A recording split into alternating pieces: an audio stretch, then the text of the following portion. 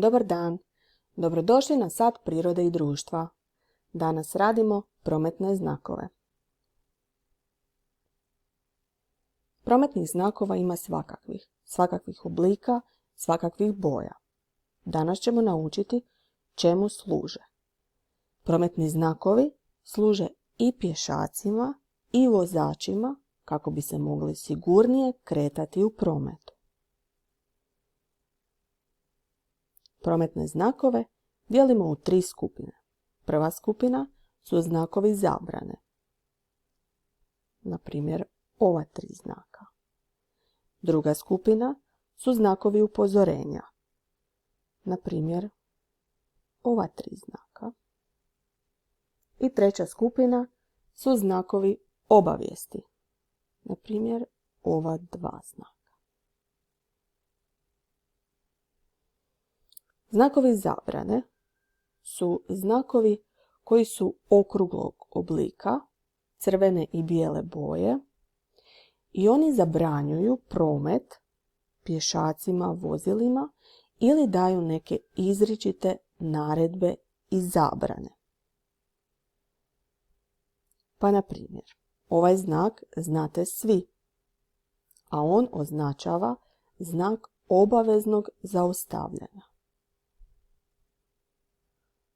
Ovaj znak označava zabranu prometa za sva vozila. Nakon ovog znaka svim vozilima je zabranjen promet.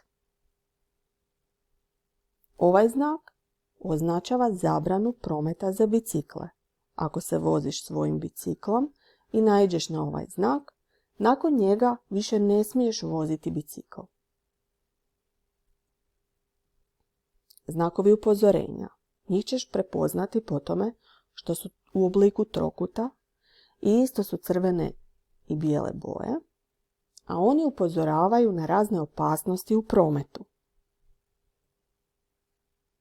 Pa recimo, ovaj znak upozorava da ćeš uskoro naići na semafor.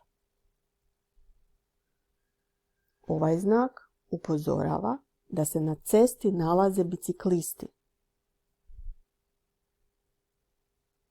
Ovaj znak upozorava da je u blizini pješački prijelaz. I ovaj znak upozorava da su na cesti djeca.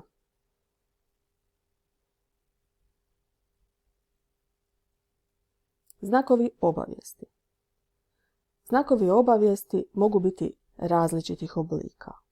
Najčešće su plave i bijele boje i oni nam daju potrebne obavijesti o tome na što možemo naići na prometnici, odnosno cesti. Pa na primjer, ovaj znak, kao što piše na njemu, nas obavještava da je u blizini bolnica. Ovaj znak nas obavještava da je u blizini pješački prijelaz. Ovaj znak nas obavještava da je u blizini staza za bicikliste. Pa uoči razliku. Imamo 3 znaka sa sličnom slikom, ali se ti znakovi razlikuju. Okrugli znak je znak zabrane, tako da nam prva sličica prikazuje zabranjen promet biciklima. Druga sličica je znak upozorenja. Taj znak nas upozorava da na cesti postoje biciklisti. A treći znak je znak obavijesti. On nas obavještava da je u blizini biciklistička staza.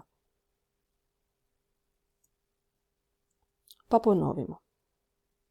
Prometne znakove dijelimo na znakove zabrane,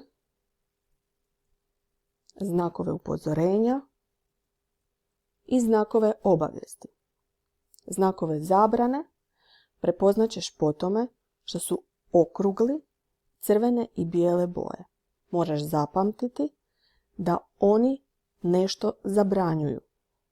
znakovi upozorenja su trokutasti i isto su crvene i bijele boje, a moraš zapamtiti da oni na nešto upozoravaju.